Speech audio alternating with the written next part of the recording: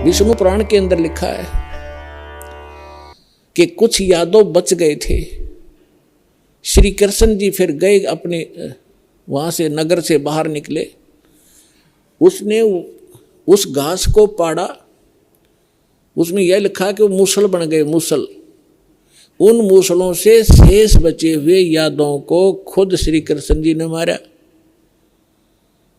कति नाश कर दिया। और आप जाकर लेट गया प्रभास क्षेत्र में एक वृक्ष के नीचे।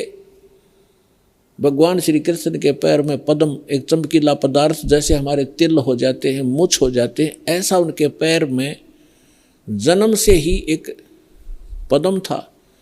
वो रात्रि में ऐसे चमकता था जैसे 50-100 वाट का बल्ब चस्या करे जगह, और दिन के अंदर भी उसकी चमक सी बनी रहती थी। तो श्री कृष्ण जी एक वृक्ष के नीचे, सारा जब उनका नाश हो लिया, रेखे को खुद मार कर शेष बच्चों को, और बैठ लेट गया उस वृक्ष के नीचे, पैर पे पैर रख के। पैर घुटने पर दूसरा पैर रखा हुआ था, पद्म वाला पैर ऊपर था, वो चिमक रहा था।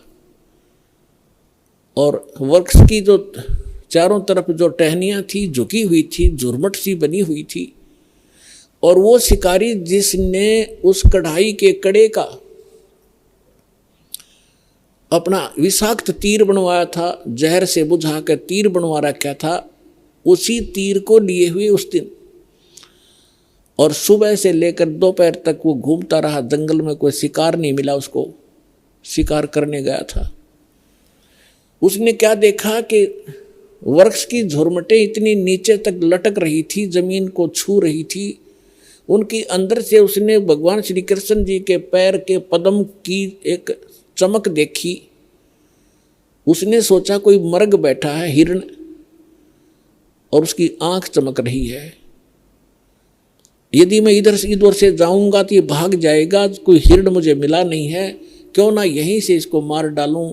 झुरमठों में से निशाना साध कर मर्ग की हिरण की आंख जान कर भगवान श्री कृष्ण के पैर पर तीर मार दिया विषाक्त। ज्यों ही तीर लगा, श्री कृष्ण जी कराहने लगे, रे मर गया रे, मर गया रे, मर गया रे। शिकारी ने सोचा किसी मनुष्य का लग गया, भाई ये तो बात बिगड़गी। दौड़ के आगे देखा, क्या देखा कि द्वारकाधीश मुकुट समेत वहां तड़फ रहा है। उस मुकुट आदि से वो पहचान गया कि ये राजा है। तब उसने करबद्ध होकर कहा कि भगवान मुझे गलती होगी, अनजाने में लग गया मेरी, आप तो अंतर्यामी हैं, आप सारी जानते हो, मेरी इच्छा नहीं थी आपको मारने की, मेरी कोई दुश्मनी नहीं थी आपसे, और ऐसे ऐसे मेरे से गलती होगी, मैंने आपके इस चमक को हिरण की आंख जाना। तब श्री कृष्ण जी ने कहा, क्योंकि काल के हाथ में रिमोट, वह दिव्य दृष्टि दे दी कि भाई ये तेरा और मेरा कोई पिछला अकाउंट था, वो क्लियर हो गया। तेरा और मेरा पिछला हिसाब था, वो क्लियर हो गया, तेरा दोष नहीं। अब वो शिकारी कहने लगा, भगवान आपका और मेरा, आप राजा में रंक, आपका और मेरा क्या हिसाब हो सकता है। तब श्री कृष्ण ने कहा कि मैं श्री राम रूप में आया था राजा दशरथ के घर, और आप थे बाली सुग्रीव के भाई। उस समय मैंने आपको वृक्ष की आड़ लेकर धोखा देकर मारा था, और आपने जब कहा था कि आपने ये बदला देना पड़ेगा, आप युद्ध के नियम से फेल हो गए हो, तब मैंने कहा था कि तेरा बदला दूंगा। आज तेरा मेरा वो अकाउंट क्लियर हो लिया। अब यहां परमात्मा कहते हैं, बदला कहीं ना जात है इस तीन लोक के माही, सतगुरु मिले कबीर से फिर लेन देन कछु नाही। अब क्या बताते हैं कि तीन लोक के इन भगवानों ने भी अपना टिट फॉर टेट पूरा करना पड़ता है। तुम इनसे अपने संस्कार कटवाने के लिए भक्ति कर रहे हो कि हमारा पाप कटे, हमें दुख दूर और सुख दे। ये अपने दुख नहीं दूर कर सके, तुम्हारे कैसे कर देंगे, भगवान कहा करते थे कबीर जी। और समर्थ कबीर साहब की शरण में आने से फिर ये लेन देन समाप्त कर देंगे आपका, कुछ नहीं बचेगा। सब अपनी कलम के पास, समर्थ के पास पावर होती है कि मासा घटे ना तिल बधे, विद ना लिखे जो लेख, और साचा सतगुरु मेट कर ऊपर मार दे मेघ। अपने आत्माओं सूक्ष्म वेद में बताया है, दुर्वासा को पे तहां समझन आई नीच, 56 करोड़ या 2 कटे वो मची रुद्र की कीच। अब ये भगवानों की तो दे दिया हिसाब किताब आपको, ये भगवान तो इसे थे आपके। अब जिनको आप ऋषि महर्षि मानते थे, दुर्वासा जी को तोप मानते थे कि बड़े महापुरुष हैं, वो तो नीच थे एक नंबर के। सूक्ष्म वेद के अंदर परमात्मा ने कहा है कि दुर्वासा कोपे तहां, दुर्वासा वहां क्रोधित हुआ। किस बात पे?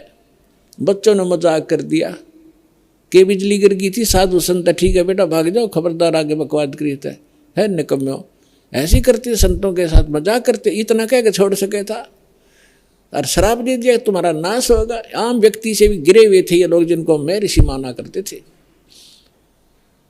एक बुजुर्ग आदमी बड़े आदमी से को बालक मजाक भी कर ले, उसको इतना भयंकर श्राप दिया करते हैं।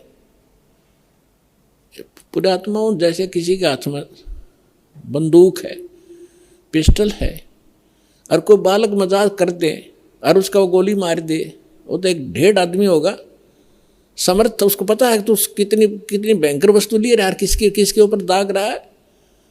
वो नीच व्यक्ति होता है, मजाक करने पे भी इतनी भी सहन नहीं कर सकता। तो इस स्थिति के थे वो ऋषि, उनके पास ये हथियार थे वचन के और श्राप देने के। तो यहाँ सूक्ष्म वेद में लिखा है कि दुर्वासा को पे तहां क्रोधित हो गए और समझ न आई नीच, ये भी नहीं सोचा तू क्या करने जा रहा है।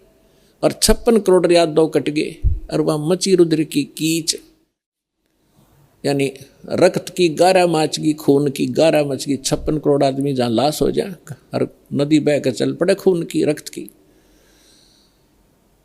तो यहाँ पुण्यात्माओं, ना तो ये भगवान समर्थ जिनको हम पूजा करते, ना ये ऋषि एक आने के जिनको ज्ञान ही नहीं था, इनको ये नहीं पता भगवान कौन है।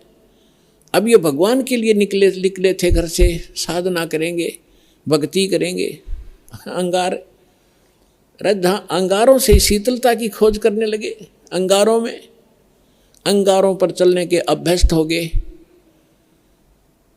थोड़ी आँच को भी हम, थोड़ी ही आग को, आँच को हम सुख मान रहे। झूठे सुख को सुख कहे ये मान रहा मन मोद, ये सकल चबीना काल का कुछ मुख में कुछ गोद। आप सुन रहे थे जगत गुरु तत्वदर्शी संत रामपाल जी महाराज जी के मंगल प्रवचन। अधिक जानकारी के लिए विजिट कीजिए हमारी वेबसाइट www.jagatgururampalji.org। संत रामपाल जी महाराज जी के शुभ आशीर्वाद से पूरे विश्व भर में 500 से भी ज्यादा नाम दीक्षा केंद्र हैं, जिन पर संत रामपाल जी महाराज जी द्वारा ऑनलाइन निशुल्क नाम दीक्षा दी जा रही है। अपने नजदीकी नाम दीक्षा केंद्र का पता करने के लिए संपर्क करें 8222880541।